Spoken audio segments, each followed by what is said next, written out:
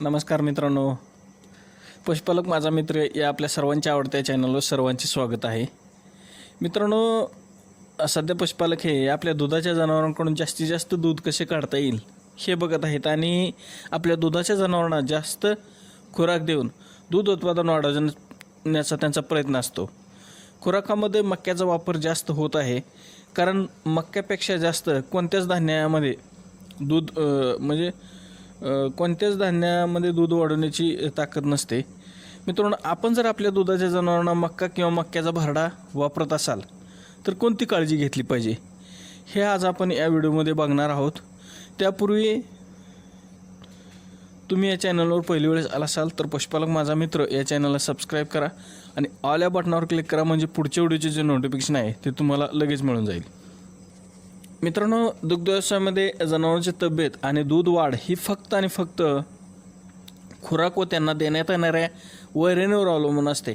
आपण जो खुराक देतो त्यामध्ये गहू भुसा असेल, म्हणजे गहू भरडा असेल, हरभरा कळणा असेल किंवा इतर कोणतेही धान्य असेल, यामध्ये सर्वात जास्त फायद्याचे, सर्वात जास्त एनर्जी देणारे धान्य जर म्हटले तर ते म्हणजे मक्का असते. मित्रांनो, मक्का हा दुग्ध व्यवसायातील खुराकामधील जेवढी पण धान्य आहे त्या सर्वांचा राजा म्हटले तरी चालेल, कारण मक्यामध्ये जास्त एनर्जी असते, तसेच स्टार्चचे प्रमाणसुद्धा खूप जास्त असते. मक्यामधील जे प्रथिने व इतर घटक आहेत त्यापैकी 85 ते 90% घटक हे पचने असतात. जनावरांच्या पचण्याला ते हलके असतात. यामुळे मक्का हा जनावरांसाठी अतिशय महत्त्वाचा खुराक आहे. आपण जर मक्यापेक्षा गव्हाचा भरडा करत असाल तर यामधील जे स्टार्च असते ना मित्रांनो, ते रुमेनमध्ये लवकर डायजेस्ट होत नसते आणि आपण एखाद्या वेळी जरी आपल्याकडून चुकून जरी गव्हाचा भरडा जास्त गेला तर आपल्या जनावरांना ते पचन होत नाही, पोट गच्च होण्याची समस्या होते, डायजेस्ट होत नाही. आणि त्याच्या व्यतिरिक्त म्हणजे समजा गव्हाचा भरडा जास्त झाला तरी दुष्परिणाम होऊ शकतात, पण मक्याचा भरडा जर आपण चुकून जास्त प्रमाणात जरी झाला तर आपल्या जनावरांना काय होते की रुमनमध्ये एकदम हळूहळू डायजेस्ट होत असते आणि चांगल्या प्रकारे पचन होते. त्या जनावरांना जास्त ऊर्जा मिळते. मक्यामध्ये प्रोटीनचे प्रमाण हे 8 ते 12% असते. त्याचबरोबर 2 ते 4% ऑइलसुद्धा या मक्यामध्ये असते. मक्का हा आपण देत असताना त्याला कसला पाहिजे तर लाल कलरचा मक्का किंवा पांढऱ्या कलरचा मक्का आपण देणे टाळावे. मित्रांनो, जनावरांना देण्यासाठी जो मक्का आपण घ्यायला पाहिजे तो पिवळ्या कलरचा असला पाहिजे. या पिवळ्या कलरच्या मक्यामध्ये विटॅमिन ई असते, त्याचबरोबर विटॅमिन ईचे प्रमाणसुद्धा असते. मक्यामध्ये फॉस्फरसचे प्रमाणसुद्धा बऱ्यापैकी चांगले असते. मात्र विटॅमिन डी व कॅल्शियमचे प्रमाण फार कमी असते.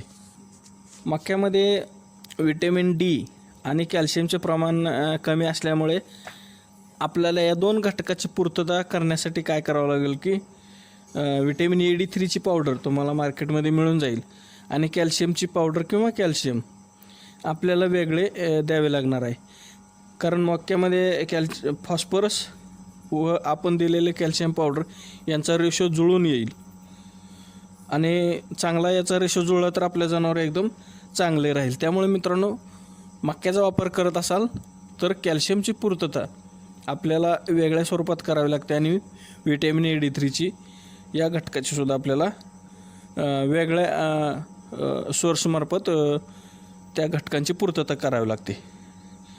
आता समजा आपण मका आपल्या जनावरांना खाऊ घालत असाल तर आपण कोणती काळजी घेतली पाहिजे ते तुम्हाला आता थोडक्यात सांगतो. आपल्या दुधाच्या जनावरांना जर मक्का किंवा मक्याचा भरडा खाऊ घालत असाल किंवा देत असाल तर ती जी मक्का आहे त्याचे ग्राइंडिंग हे चांगल्या प्रकारे झालेलं पाहिजे. कारण काय होते की मक्का जर व्यवस्थित भरडलेला नसेल तर तो जनावरांना पचन होत नाही आणि तो शेणावाटे बाहेर फेकला जातो.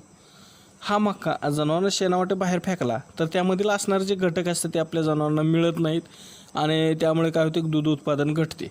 म्हणून मक्का हा चांगल्या प्रकारे भरडलेला असला पाहिजे.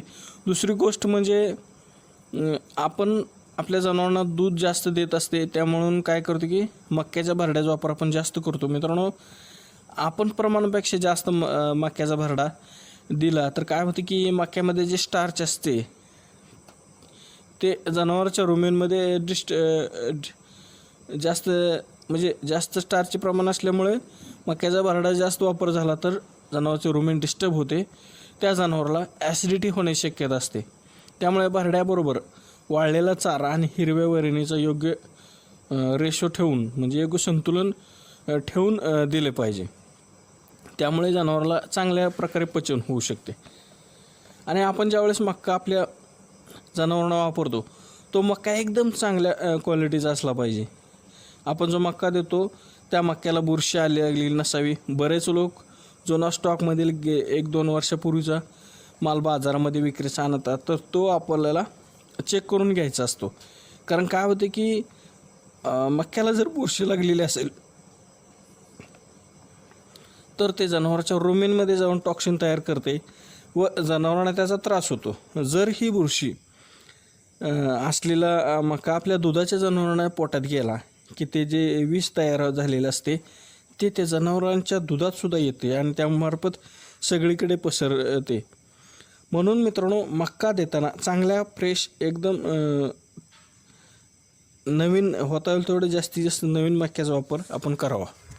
तुम्ही हे कायम लक्षात ठेवा की जर आपण आपल्या गाई म्हशींना मक्याच्या भरड्याचा वापर करत असाल किंवा मक्याचा वापर करत असाल तर जनावरांच्या सेफ्टीसाठी किंवा त्यांच्या सुरक्षिततेसाठी आपण त्या जनावरांना टॉक्सिन बाइंडरचा वापर करणे आवश्यक आहे.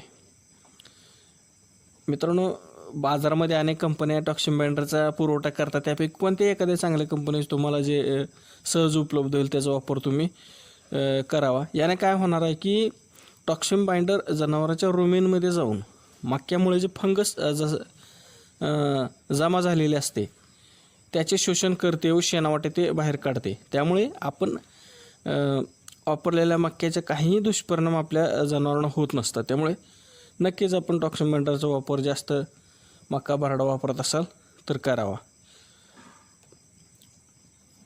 या प्रकारे मित्रांनो, मक्याचा वापर करत असताना आपण या सर्व गोष्टीची काळजी आपण घेणे गरजेचे असते. बरेच जण मक्याचा वापर करतात पण या गोष्टी काही जणांना माहीत असू शकतात, काही जणांना माहीत नसतील. म्हणून मी या व्हिडिओमार्फत सांगण्याचा प्रयत्न केलेला आहे. मित्रांनो, ही माहिती तुम्हाला आवडली तर व्हिडिओला लाईक नक्की करा आणि हा व्हिडिओ आपल्या इतर गरजवंत पशुपालक मित्रांना शेअर करा.